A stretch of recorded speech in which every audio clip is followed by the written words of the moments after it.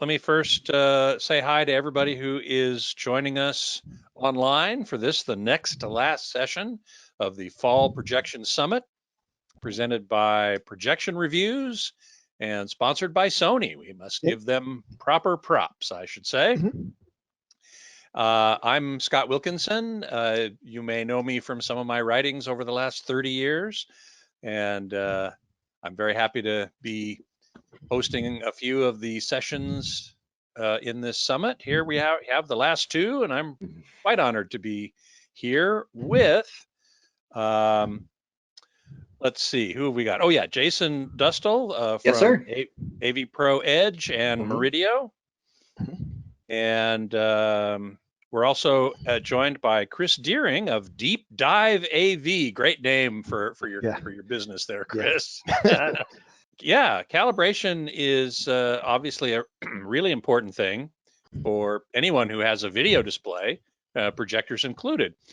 I wanted to start by sort of drawing a distinction between what end users can do relatively easily, which I call optimization, and full calibration, which really requires some pretty expensive equipment, some extensive training, and sort of another level. So, Jason, why don't you start us off here? What's the real distinction between those two things? Well, the story we always like to tell is, the projector, the display manufacturer has no idea what room it's going to go into. So it comes with these generic presets. And, it's much like maybe a car stereo or home stereo, and it has different presets for equalization. There's a rock preset, a jazz preset, a rap, or a classical preset, and then none of them really sound great. They don't really do what they say they're going to do, or just it seems kind of gimmicky. But there's that custom setting where you can go in and tweak it yourself, and that's the kind of stuff we're aiming for. So the manufacturers will give us these generic presets. They don't know the room, they don't know your sources, they don't know how far away you sit, all these other things.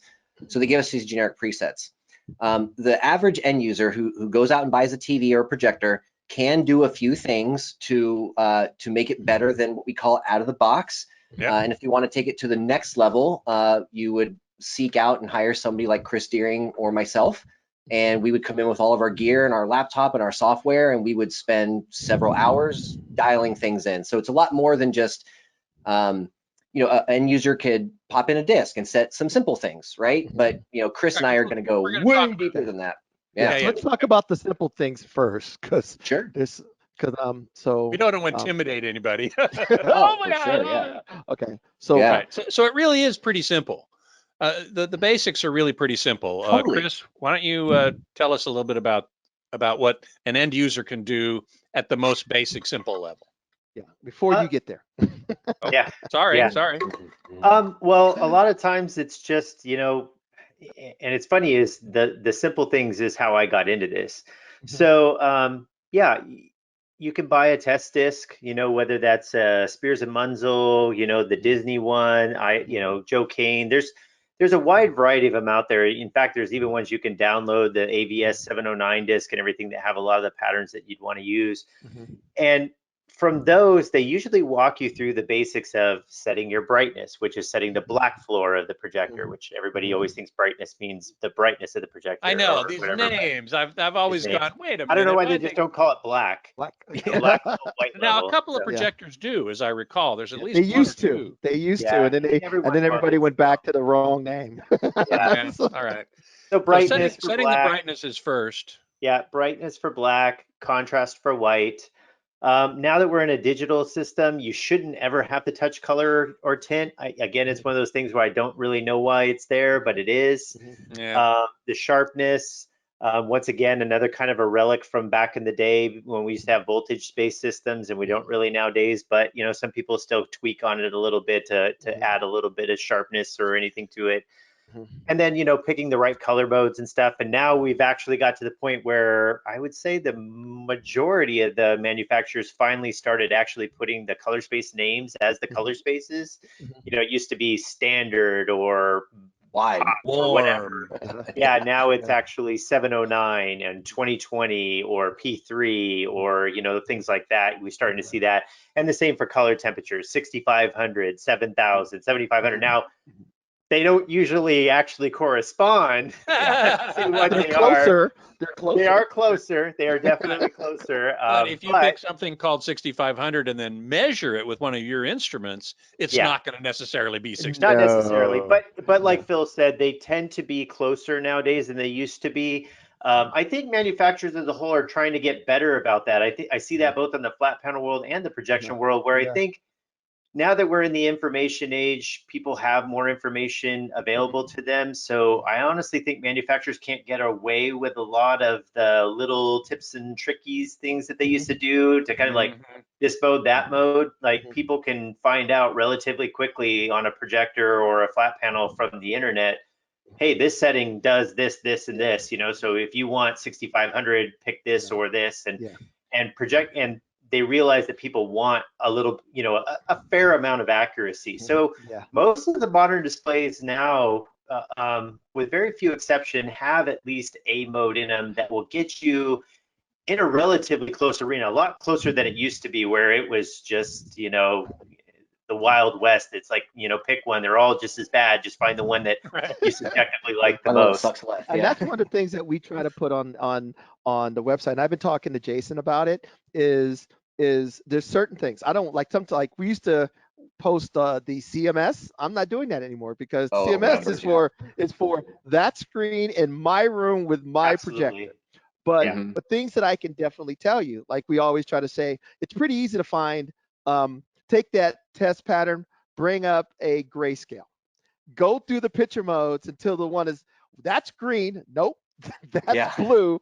Nope, that looks gray. Okay. Oh, by the way, blue looks to a lot of people like it's gray. If it's but the fact it is blue. Hold a piece of paper, and if it looks, you know, there's ways that you could tell. So the first thing is try to pick the best picture mode. And most of these projectors, it's going to be either the movie mode, or they may call it cinema mode or sRGB, or most of the time, if you hit user mode, it turns everything off. Absolutely. Yeah, I was going to say the user or the custom one is usually a pretty good start. Now there are some, you know, vivids and bright this and bright that, but you know what? Sometimes there may be an application for that. If you're using a projector in the middle of a living room and you're trying to watch the Chargers at 2 o'clock in the afternoon, if the Charger yellow is not Charger yellow, it's okay. You know, I mean, but at the same time, if you're a Charger fan, who's a Charger fan? Ain't none of those around. But I don't know. But I'm just messing around. I'm actually a Charger fan. But this, you know, try to find a more. There's always one mode, so we're going to try to share that. And then there's things like like Chris said, the 6500. If you can go in there and it says white balance, and it has cool color temperature. Color temperature, cool, you know, warm, you know, play with them. Or hot, you know, or hot, and you try to find the one that kind of fits. You know, it's not gonna be perfect. Labeled hot. Normally it's like, hey, for all the projector manufacturers out there, jump on it. Hot. It's the next thing. I've seen warm the 3 mode, right? Yeah. I've seen warm 3. They can just call that hot.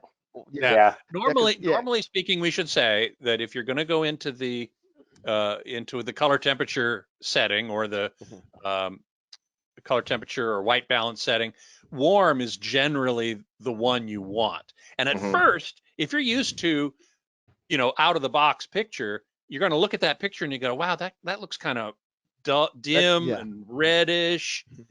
But give it a day or two. Just let yourself get used to it. It really is more accurate than either cool, certainly cool, or even normal. You know. Exactly. Yeah. What's the battle of the brightnesses? When I was worked at a TV company, everybody adds a little bit of extra sugar, which is blue. Make the white look richer, right? Yeah, our eyes are way more sensitive to blue, so. Yeah, right, exactly. And you walk into a store, people are going to immediately gravitate towards the brighter display.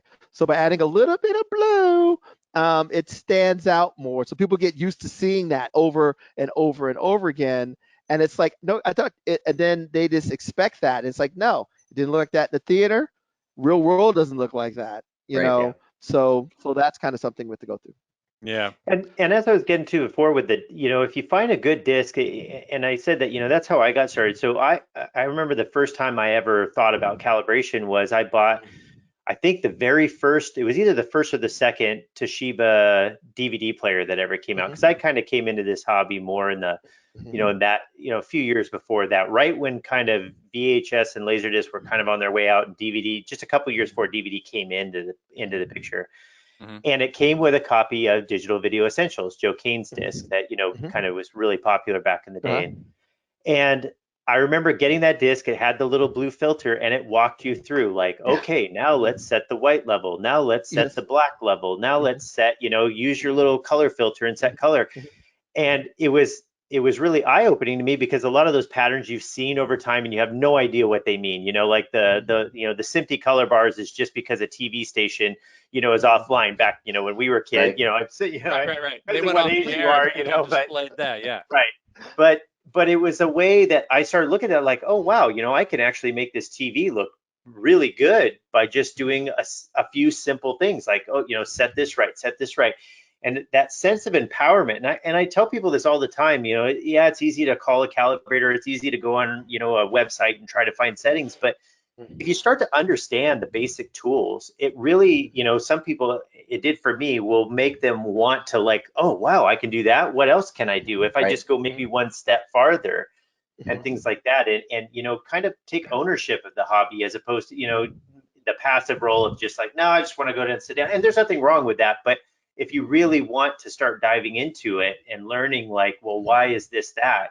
That's how you can start. And it's amazing how fast you can go from that to something where you really learn a lot. Hey, Jason, how did you get started? Very, very similar to Chris. I grew up kind of in this industry. My great grandfather was a TV radio repair. He had a shop for 25 years. Grandfather? Yep, he had a shop for about 25 years after he retired, and I kind of grew up soldering and testing tubes, and that just got me into stereos and turntables. And next thing I know, I'm an 18-year-old kid working at a high-end hi-fi shop, and one of the salespeople brought in a disc one day, and he's like, hey, come in here, we're gonna make this TV look better. And I'm all about modifying stuff to make it faster, better, lighter, right? Phil can feel me on that with cars. So once I got that taste of, wow, I can make it better, I can make it more accurate, and especially coming from a background of just being a film lover. I've been into movies since I was a little kid, and I'm like, oh wait, the movies, that's what the movie's supposed to look like. I'm supposed to see those shadows, and I'm supposed to see it in this color tone and this and that. That was really my start. And funny that Chris mentioned that first DVE disc, because that was his first one I got as well. And from there, it just completely spiraled out of control. Well, that you bring up a super important point. The whole reason why we are advocating optimizing your display and then maybe calling in a calibrator is because I think all of us would agree that it's really important to watch content, a movie, TV shows, whatever, as the director intended. They spent hundreds of hours and thousands and millions of dollars making their content, massaging it to look a certain way. And for me, it's really important to consume or view and listen to that material as they intended. And the way to do that is to set up your TV properly, not just take it out of the box, or projector, not just take it out of the box, turn it on, pick the brightest mode, and boom, you're done. And color has a lot if you think about movies. I mean, if you watch I was talking to my daughter about Kill Bill, and it's that yellow. Oh, that yellow suit what's her name? Yellow suit. That color is actually part of the story, So, and Tarantino and the cinematographer and the colorist stressed and thought about that for. I guarantee you that meant something to them. And you looking at it as an orange jumpsuit instead of a yellow jumpsuit would probably make things cry. Right. So, think about the Matrix with when you're in the Matrix, it's got a greenish tinge, and when you're in the real world, it's got kind of a bluish tinge. Right. But you want to see that difference. Exactly. One of the used to tell a story. One of the fun examples I like is in the movie Up, the animated film Up. Oh yeah, great. If you watch the making of it, there's one scene, and it's a landscape scene. It lasts for all of 3 or 4 seconds. And in the behind the scenes, they were talking about how they spent like 4 days just making these flowers a certain color, you know, for that 5 seconds that they're actually on the screen. So when you look at it, if you think of film and cinematography as an art form, we want to honor that art by watching it correctly. Yes. Think of how crazy does this sound to you guys? You go into a really nice art gallery and you're looking at a Picasso on the wall, and you're like, you know what? I don't really like that green. Hey, green paint. We're gonna change it. It sounds asinine for a piece of art hanging on the wall. Why do we make all of our movies blue when we put them in vivid? It's crazy. Exactly. Yeah. Totally. Because that's actually how I got. When you talk about colors, how I kind of got into it. I was an audio guy. I was a submarine sonar tech. Okay, and then I went to Yamaha, and then you were a sonar tech. I'm a sonar chief, retired. Oh, I'm a sonar tech too, man. Were you a surface ship or? I was a sub. Okay. Yeah, hey, baby, USS Ohio. That's awesome. So I was on the Alaska, my first boat. Really, dude. That's why you live in Seattle, because I was. My wife still works at Bangor. I was part of I spent the last 10 years in working for the submarine acoustics program, doing all the stuff up in Alaska and in the Bahamas after I got out of the Navy. That's cool. Small world. By the way, hence the name of his business, Deep Dive AV. Deep Dive totally makes sense now. Exactly. Dude, you're gonna have after this, we're going in the green room at 7 o'clock and we're gonna tell sub stories. So look out. Okay. Sure. But anyway, I was always a sound guy. I went from submarines to audio company to Yamaha, and I went to Sony, and I was doing, and then they were like, hey, we want you to come over and start doing some TV stuff. And I was like, all these TVs are the same. And they were like, no, they're not. I'm like, they're all the same. And they were like, and I was like, you show me why one is better than the other. So they took me in a room, and they said, this is what they look like when they come out of the box, and this is what they should look like. And they brought up this picture of this. It was like an ocean scene with a whole bunch of of flowers and fruit and a bucket on a white table. It was a test pattern on some sort of generator. And I looked at it on most of the TVs, and you couldn't make out the different petals of the flower. It was just a red blob. And then you would look at a TV that was properly set up, the better sets, and you could see all of the petals and all of the details there. And I was like, oh, I get it. And there is a difference between the TVs and the care that and setting them up properly, and why you need to do this. And so just because you have bright red doesn't mean, and that was before, because first it was like, everybody, look how red it is. And I'm like, yeah, there's only one shade of red. Yeah, you can't see. If you want everything to be the same shade, go that direction. Sometimes you got to give up some brightness, and you're gonna have to make some adjustments, and to get what you're looking for. And that's what made me go, okay, now. And then after that, I was going down the video rabbit hole as bad as I was going down the audio rabbit hole. And ta-da, Projector reviews. And here we are. Yeah. It is a rabbit hole too, because you can get you can dive as deep as you want. Exactly. And in fact, that sort of brings up the next topic, which is, okay, so you can use a disc like Spears and Munsell or Disney Wow or the Joe Kane HD, whatever it's called, I've forgotten now, and get your set or your projector. I don't know, maybe, would you guys agree 70% of the way towards the best possible picture? 60, 70%? We've seen on the display, I think. Yeah, it depends on the display. Yeah, but I will tell you, this Cowman thing is the best mode. Yeah. So put it in the best mode, put it in the right thing, and it's still not very good. It's still not very good.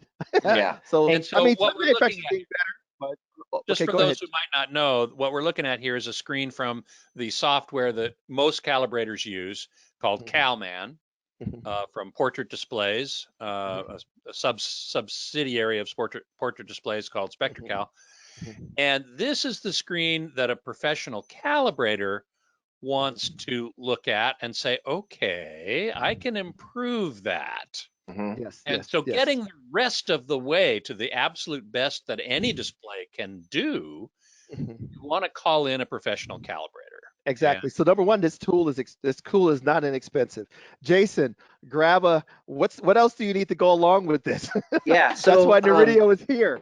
So. Yeah, so somebody like myself or Chris, the difference between doing it yourself, which can get you some pretty good results, and what a professional will do. You're part of the way there. Yeah, yeah. Of the way there. So the screen that we're looking at right now shows us a couple of things, and one thing we haven't mentioned yet is we didn't wake up one day as calibrators in a community and say, you know what, guys, we think that white should be this white, or green should be this green, or color should be this bright or this dark. We're simply following standards that have been written for film and TV and for broadcast since color TV's been a thing. And the standards, some of the standards have changed, such as the color space has gotten bigger for HD and the resolution's gotten higher, but we're following standards. And the whole point of it is to set up the projector or the flat panel so it follows the standard. White's the white, right? Just like the content creators do when they create the content. Exactly. So when you look at the graph right now, in the upper right corner, you see the big CIE chart, which represents visible light. And inside that CIE chart, there's a triangle.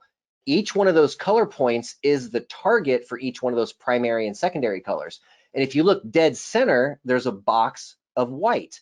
Now, as the projector was measured in this case, the white was a little bit to the left, which means instead of a neutral white, it's a cyan shaded or cyan colored white. It's actually lacking red. So what happens now when you watch hockey or the Planet Earth episode of Antarctica, for example, the ice, Art of Flight, great disc. All the ice and snow and clouds and things that are supposed to look white look kind of cyan. So it definitely throws things off.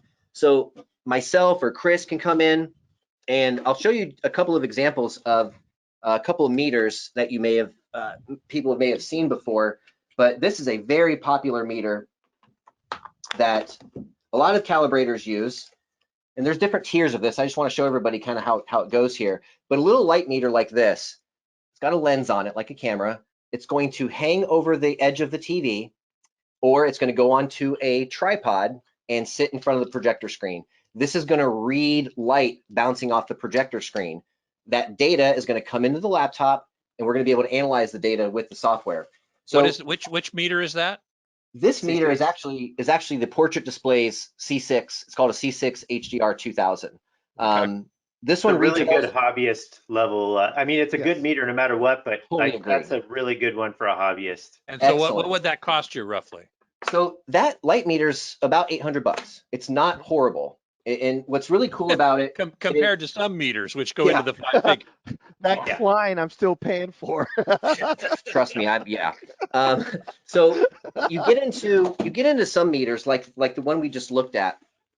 And what's really cool about that, and Chris hit the nail on the head about it being a great meter for an enthusiast, because there's different types of displays will put out different types of light. So we need to be able to tell the meter, hey, this is an OLED, or this is a projector, or this is an LCD, or this is a QLED LCD, or the meter needs to know what kind of TV it is. So there's profiles built into the meter. So as a user or as a calibrator, you pick the profile that matches the display you're working on, and boom, there you go. Now, if we look at the extreme, if we look at it at the other end, we take a meter like this, which comes from Germany, and nobody can still tell me if it's Jetty or Yeti. Maybe Chris knows. Jetty. You heard? Jetty. Yeah. So we take a meter like this, which we'll turn it on here so you can kind of see what's going on. What I really like about this meter is if I just need to spot check something, like if I wanted to read my studio lights here, I can point, click, and boom, I've got a reading right there. So really handy for that. But what's different about a meter at this level is we are looking for a specific frequency of light down to about a 2 nanometer tolerance. So you want to talk about accuracy. This is really where you start to go when you start talking about the super accurate meters. Now, will the other meter be very accurate? Yes, it will. When you start talking about critical viewing, like in studio environments, or just you have a TV or projector that you just really want it to be like as accurate as possible, somebody like me or Chris is going to bring a meter like this. Now, here's where it gets crazy, guys. The meter we just looked at is about $900, $800 to $900. By the time you get this one with a couple of accessories that we all use, you're easily over $10,000 on a meter like this. And in a lot of cases, Bill's using this. Chris, I think you use a K10, right? Or are you using the colorimetry? I can't remember. No, I use the CR stuff. You use the CR. I used to have a K10. I have all CR stuff now. Yeah. So in a lot of cases, calibrators will actually have 2 meters. So the trade-off is, with that meter being able to read down to 2 nanometers, the trade-off is it takes what feels like forever to take the reading. So if I don't want to be at your house calibrating your projector for 7 hours, I'm going to also bring one of these bad boys. Yes. We're going to put this on the tripod, and we're actually going to do the calibration work with this. So I'm going to use the 1 meter for the accuracy, and I'm going to use this meter for the speed. Now we're talking another $7 grand. So a guy like me or Chris has a very similar setup, just from a different manufacturer. We might show up to your house with $10, $15, $20, $25,000 worth of gear, and we might sit there for 3 or 4 hours just doing everything we possibly can to get that projector down to the nth degree. By the way, that's the Klein K10, I believe, right? K10A. So yep, this is the Klein K10. You got to have a good meters, and the more accuracy, the higher the cost. You got to have a good source, because the source has to be, hence the Murideo 6G, 7G. So you got to have one of those. And how much is that guy? That's about $5 grand. Then 2,500 to $5 grand. Yeah. So by the time you have your meters, it's important to note that these, what we're just now starting to talk about, are what are called pattern generators, and they generate test patterns, obviously. You know, which is what you need. You need these particular types of images on the screen in order to take the measurements and do the evaluation that gets you to that nth degree. Exactly.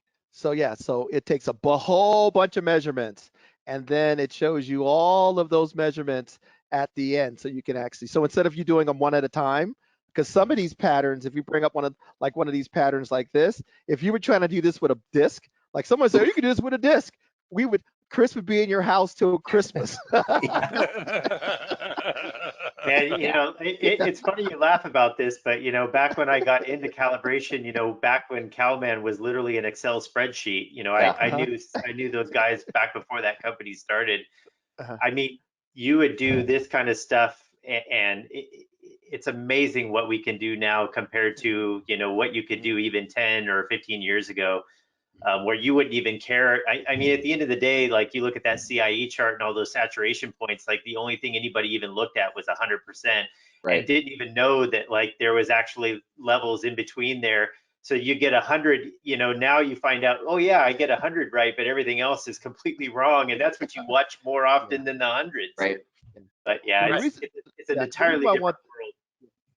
Go ahead, Scott, because I want to bring up the reason why I want to bring that up is because you're starting to see auto calibration built into stuff. JVC has a good auto calibration thing. You buy a little meter. It does a pretty good job, but even that can't get to the level of accuracy that a calibrator can get to. The TV manufacturers, display manufacturers are working to get you closer, but they still aren't there. I remember when like Samsung and LG TVs and Sony TVs all have an auto calibration thing, and they're like, "Why do I need you? Is auto calibrate?" Well, great. I will loan you my $7,000 camera.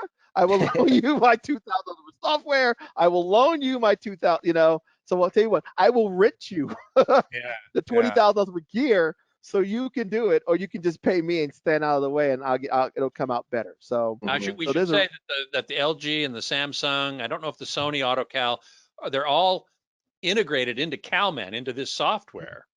For the flat panels, correct. So for the flat panels. You still got to have the software.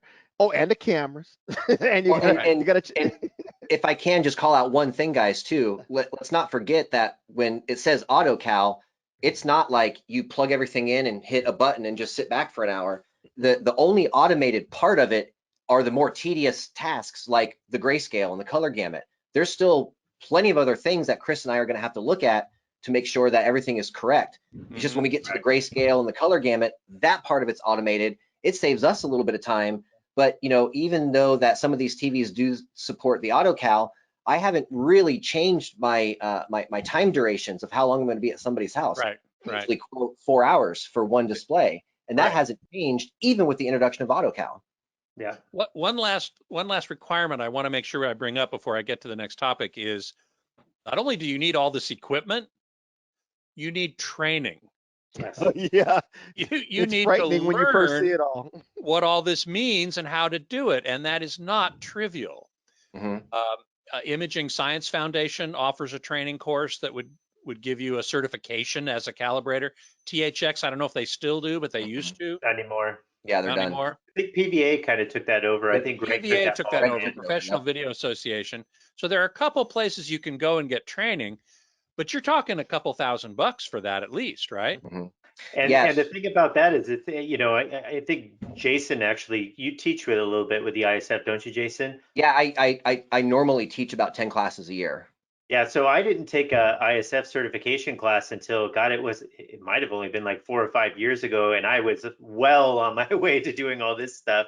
Oh yeah. Right. And I just had the opportunity because they were in the area and they said, hey, do you want to go to the class? And you know, I found even with that, you know, if somebody says that they're ISF calibrated, it's kind of like getting your driver's license. Like, you learn, you know, the basics of the theory, you learn a little bit about how a workflow works, what a meter is, how to use it, and things like that. But you come out of that class, you know, it's still, you know, at least what I saw, like people that were going to that class that had no background in this, by the time they get out, it's like, yeah, you know how to drive, but I wouldn't let you, you know, borrow my Ferrari or my Porsche or you know, maybe even my Ford, you know, if it's a newer one, you know, and stuff like that, where there's still a lot you're going to have to learn over time.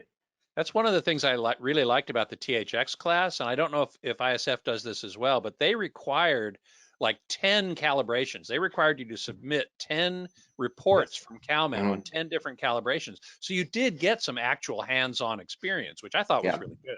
Yeah, Michael Chen, I think, was kind of one of the founders of the THX video calibration program, him and Greg. And Michael Chen, I, you know, almost consider a mentor. He lived, you know, he used to come through Seattle all the time early on when I was learning all this stuff.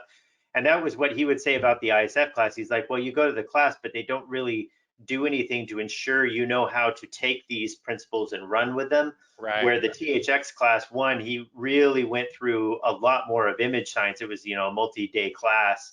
Yeah. But then there was also, like, you know, before we'll even say that you're certified at this, you have to demonstrate over time that you've learned it and applied it and stuff. So it was definitely more of like, you know, a CDL class compared to just going to the, you know, to the local DMV and, you know, futzing your way through the driver's license course. Yeah. And I will tell you guys too, since we introduced ISF level 3 in 2017 now with the introduction of HDR and different EOTFs and stuff, you know, we've sort of shifted to a more hands-on approach. Before it was a lot of theory and a lot of kind of practical stuff, but we sort of shifted now over to doing way more hands-on than we did in the class previously. So there's our class and then the Professional Video Alliance class as well, and those are the two right now. Well, that brings me to the next subject, which is calibrating SDR, standard dynamic range, is pretty well known. There's the standards that you mentioned earlier, and it's pretty easy to do. Calibrating, well, relatively. Right. I mean, there's still a learning curve to it. Oh, of course there is. Of course there is. But calibrating HDR is another can of worms altogether. Yeah. I would love for you two to talk a little bit about that. Yeah, because I'm looking at this and I remember I'm like, oh, I got the SDR down. I think I figured that out, you know. Right. I do my white balance, and most of the time I do a little white balance to get my contrast right. A little bit of trickery, sometimes a little bit of CMS, and I'm good. And then all of a sudden you bring it up in CalMan and it's just like, whoa, what happened? Everything, what happened? Yeah. And there's no way that, and no matter what it's a whole nother science when it comes to this. So I thought, so that is one of the reasons why I want to bring you guys over here, because I'm like, what do you do with that? You know, what do you do with that?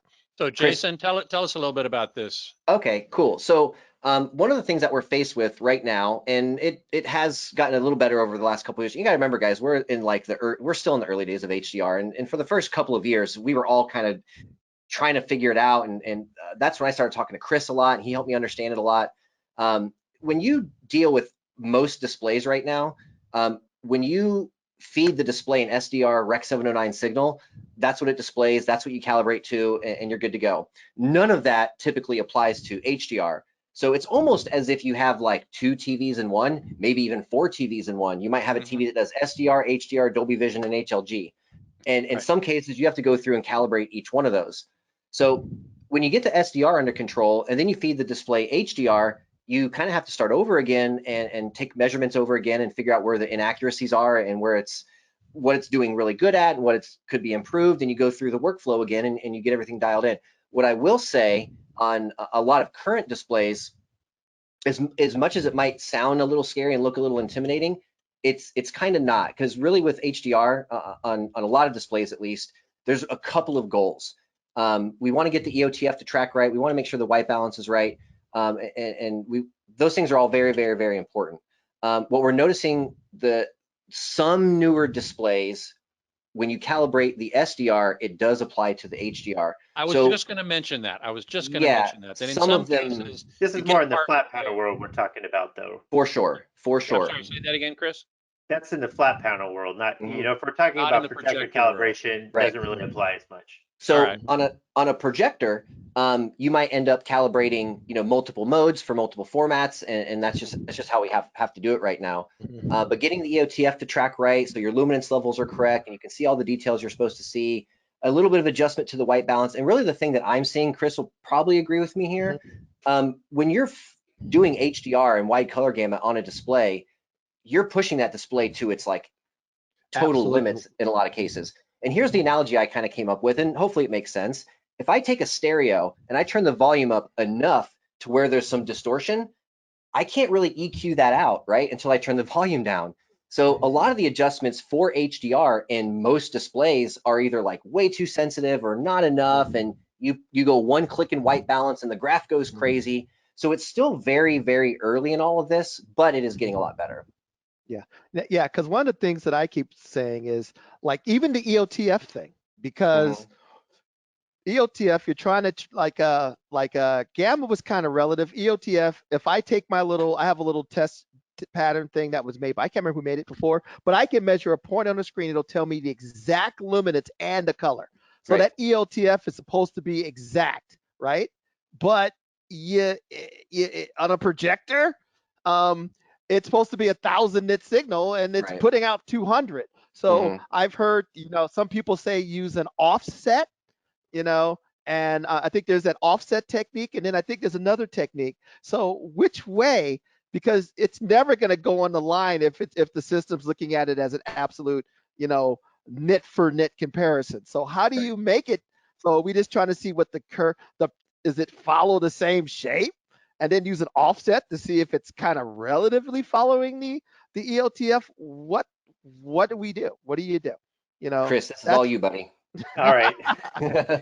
So I'm going to tell you the answer you didn't want to hear. Yeah, I know. So the answer is you don't even look at this chart. That's what I was going to say.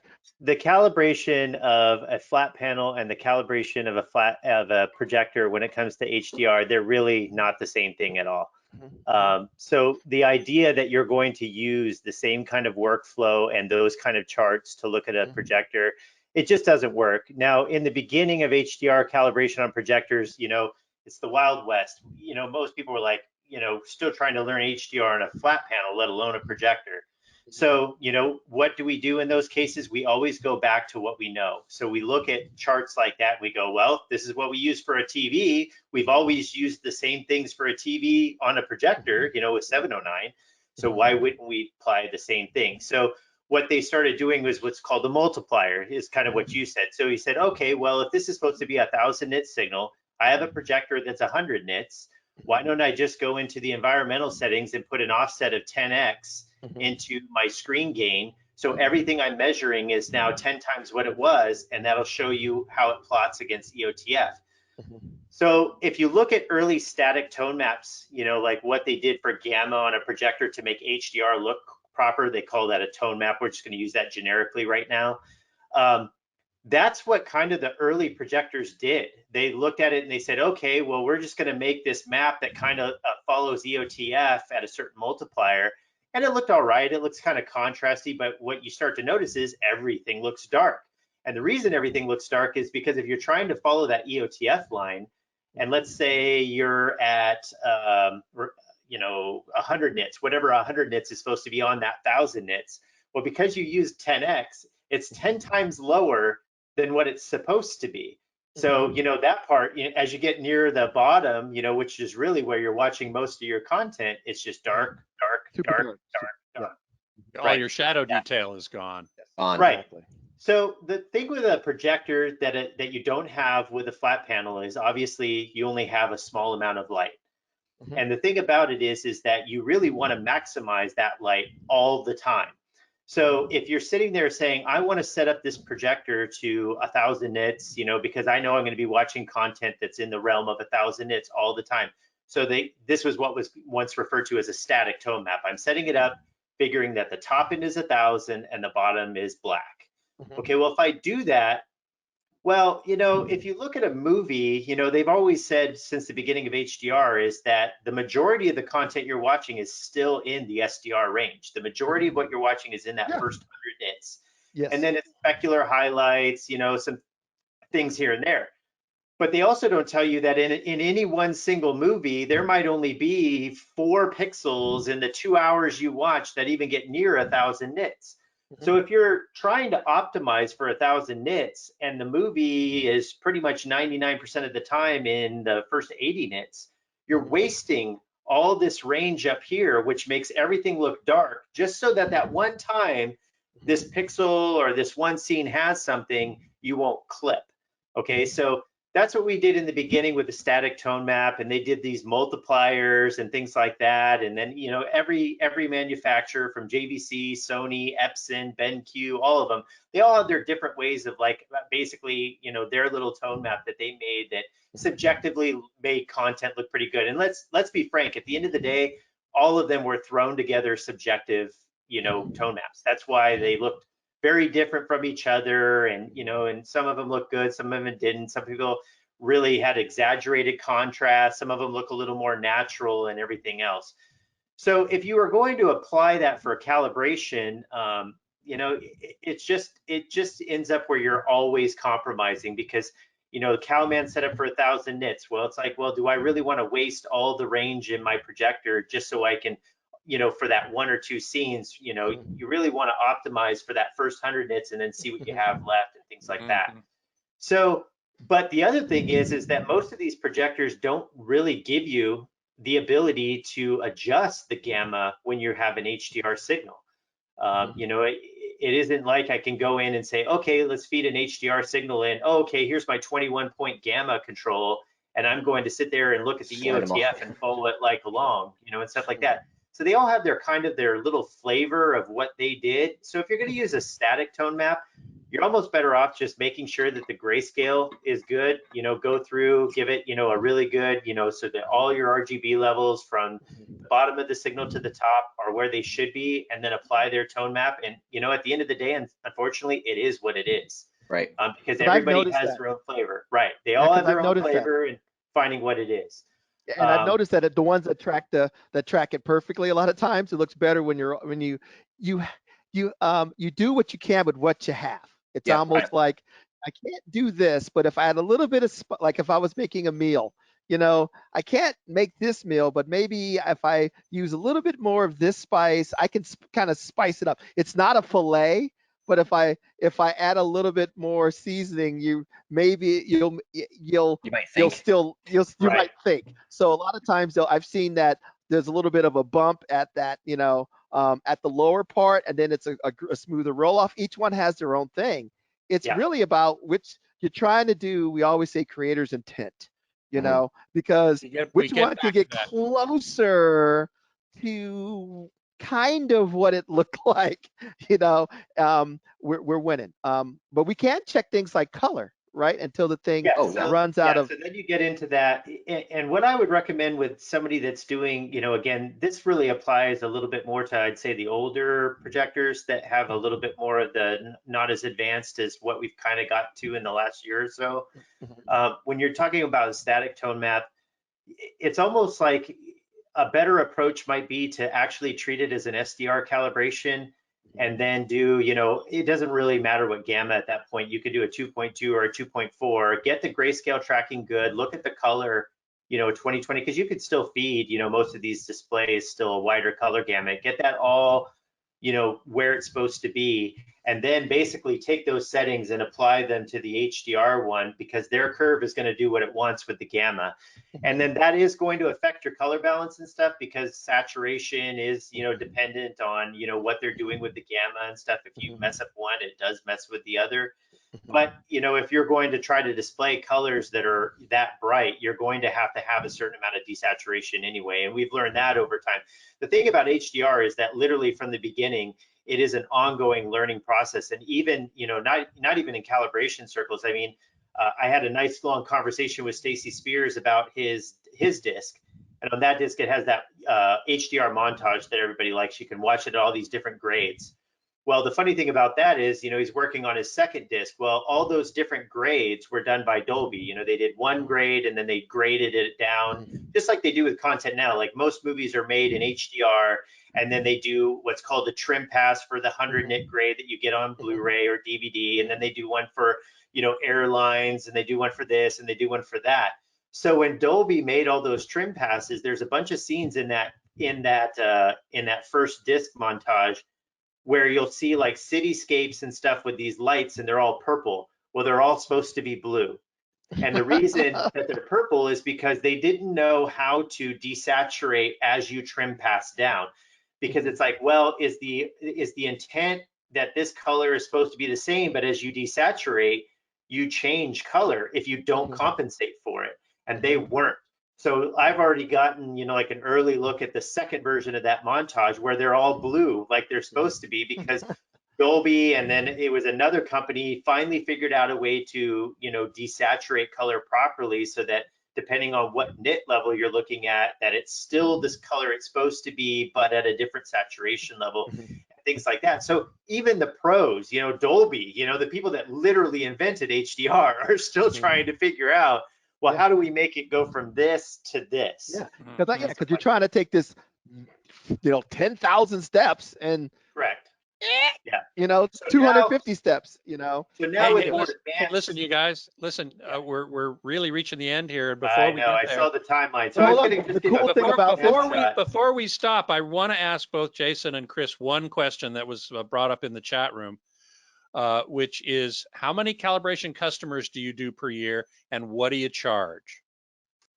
Oh, personal question. Okay. So how many? What would be? Hey, listen. We were talking about the cost of the equipment and the cost of the training. So how much is it to hire somebody to do it for you? If you're my next door neighbor, and you hire me to come next door to do your flat panel, that starts at about $400. But from there, it just goes depending on how many calibrations I'm doing. Because in the old days, it was like, I come to your house, I do a 709 calibration, and I'm out of your house. But nowadays, I go over and I do a flat panel, and I want a SDR for day, I want an SDR for night, I want an HDR 10, I want a Dolby Vision one, and then I want to have a 3D one, and then I want to have maybe a different one of HDR for when I'm watching it with the lights on and stuff like that. So I start at a base price, and then depending on what they want, there's a certain amount of cost that comes with that. And then it's the same with the projectors. With projectors, I start at $500, and that's for an SDR calibration. And then, okay, well, I want HDR. Okay, I want to, you know, 3D through the glasses, you know, and stuff. So you're talking about like, okay, well, that alone is going to take me another hour to 2 hours to do for each calibration. Because back in the old days where it was nice and easy, like, oh, I'm doing a calibration. Come over, I do one calibration for 709, and I'm out of there. Where now, I mean, at a minimum, I'm usually doing at least 3 calibrations, if not 4, from scratch on any one display.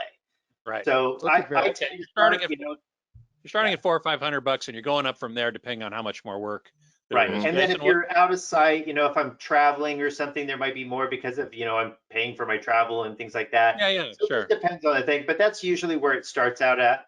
Jason, what about you? Chris is up in the Seattle area. I'm down here in Florida. We're so separated, but we're dead on exactly the same with our pricing. I just got back last weekend. My girlfriend and I took a nice little trip up to the Panhandle. I did 3 TVs between Tallahassee and Fort Walton Beach. And because it was basically, at least to the Fort Walton guy, it was a 7-hour drive one way. So that one was a little bit more than $400, but he also had a second TV in his home, so I was doing 2 in just his home. So there's some things you can work out depending on how many modes, how many TVs and stuff like that. Yeah. But yeah, and I don't know if Chris is traveling that far. I've flown to a couple places, so yeah, but it starts around there. Same exact with me. And how many? Then you throw on the pro side, and there's a whole nother billing, I'm sure, for the pro side, right? Oh, for video walls and restaurants and stuff. I want you to do my freaking, 12-foot LED wall. I'm sure that's going to be a little bit more or a little bit of a different price. I was hired to go to a church on the east coast of Florida in Palm Beach, and they had 3 giant Christie projectors. The control room had 9 Samsung flat panels. So I was there for 3 days, so that was a little bit different story. As far as how many I do, I still have a full-time job, so I'm strictly nights and weekends. So I might not do as many as maybe Chris, but I will say when I was, I like to say in my heyday, when I was calibrating all day, every day, full-time, depending on where people lived and stuff like that, I could sometimes do 2 or 3 a day even. Just depends on where they were. Yeah. One more question for you guys. Price points of the projectors you start. What price point do you get to where people really start asking for? Like I could see this big 915 or this NX9 behind me. Those guys are gonna want it. What price points do you see in the projector land where people are starting to request more, like the medium, what price points do you normally find yourself calibrating? Just from my go ahead, Chris. Go ahead, Jason. From my experience, for some reason, maybe it's just a good bang for your buck type situation, but I do a lot of those Epson like 6050s and stuff, and those are what, like $3,900, like $4,000. And that's a lot of them for me. I don't really see too many that are under that, a couple here and there, but I tend to live in that like kind of Sony 885, JVC, NX7 sort of price range for a lot of projectors. That's just me. Maybe Chris is different. Yeah, I don't do Epsons very often. Maybe once in a very blue moon. I would say the minimum that you see that I usually am doing is the Sony and JVC lines. So you're talking probably $5,000 starting projectors, and then it goes up from there. I mean, I've done all the way up into the the prosumer stuff like the Barcos and stuff like that. Now, I would say probably 95% of the work that I do is probably across the JVC and Sony lines. And so think about it, $5,000, it's a 10% investment to make the performance better. You're already paying a premium over somebody else's little entry-level home theater projector. So what's another 10%? It's like we always say, set aside 10% for cables and set aside 10% for calibration, and you're going to end up with a better overall experience. And when you start talking about something like this big boy over here in front of me, that's like $20,000, $500 is $500 nothing. Come on, Yeah. So